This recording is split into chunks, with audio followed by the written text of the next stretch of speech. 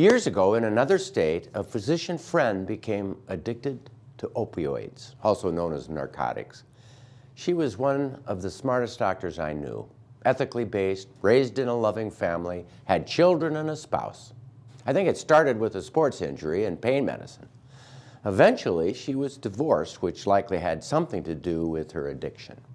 She said the opioid had a hold on her, and she just couldn't stop. Years later, she told me that it wasn't difficult to acquire the prescription medicines, but somebody must have been watching because she was caught after about 3 years with an accelerating need for higher doses. My own experience with opioid pain medicines after pancreatic cancer surgery in May of 2017 was colored by my having observed my friend's struggle. Physicians are a high-risk group, and addiction to narcotics was not something I would accept for myself. Despite that determination, the pain was bad, lasted for 3 or 4 months, and required those darn pain medicines for a prolonged period of time. 2 months after the surgery, still needing pain medicines, I better understood how people could get addicted to narcotics. In retrospect, I know that at least some of the discomfort I was experiencing had to be secondary to withdrawal from the pain medicine itself.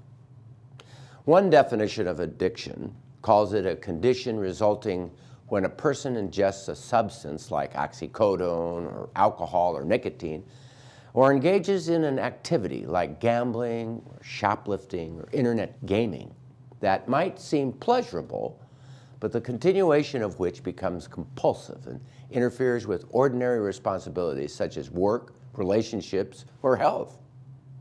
Experts tell us addiction isn't always due to a physical dependency, a search for pleasure, or a flaw in moral character. Rather, it is often a reaction to escape stress.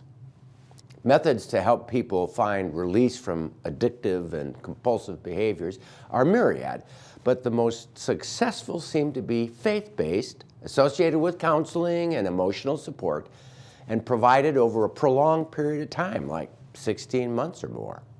For me, getting off opioid pain medicines was accomplished by gradually tapering off the stuff while increasing exercise, performing creative activities, finding interests outside myself, while opening my heart to spiritual sustenance. Also important for me was the support and companionship of my wife. I learned that surviving with comfort and escaping the compulsion and destruction of opioid addiction can be done, but requires doing the work as well as making the choice to get and receive help.